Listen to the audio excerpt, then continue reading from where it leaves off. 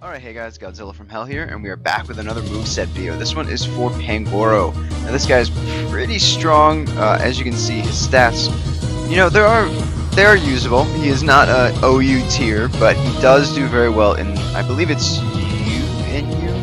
Something? I had a teammate with him, I can't remember, it's NU or UU. Shit, I'm sorry. But what you really want to capitalize on with this guy is his massive attack stat.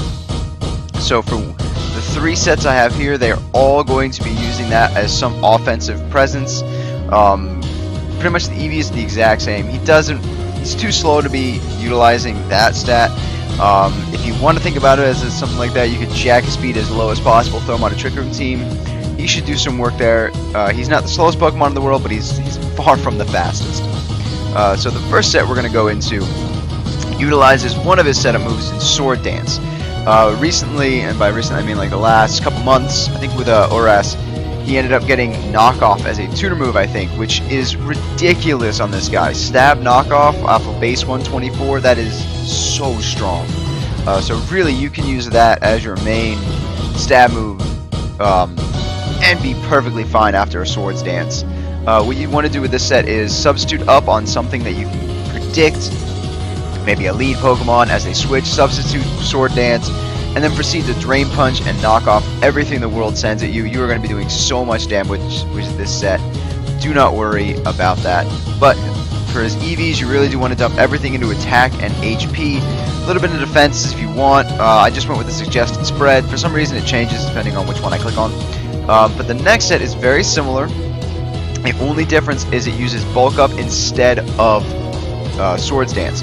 This is more of a defensive tank wall set versus just kind of a, I don't say glass cannon because he's not that frail, but more of the, you know, bulk up, literally bulking himself up to the point where you can take some physical hits, as long as they're not like play rough.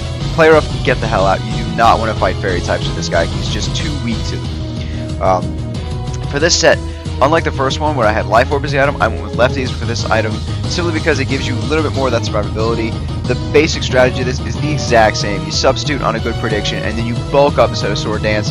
After a few bulk ups, you're going to be taking those physical hits way too well, especially that you still got to watch out for, but with the max HP and the ridiculous defense, you are going to be fairly bulky on that side, and the bulk up does increase your attack, so it's like half a Swords Dance. So after two of those, you're going to have the same benefit as one Sword Dance.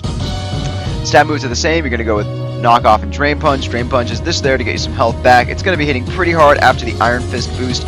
I'm not entirely sure if Knockoff gets that.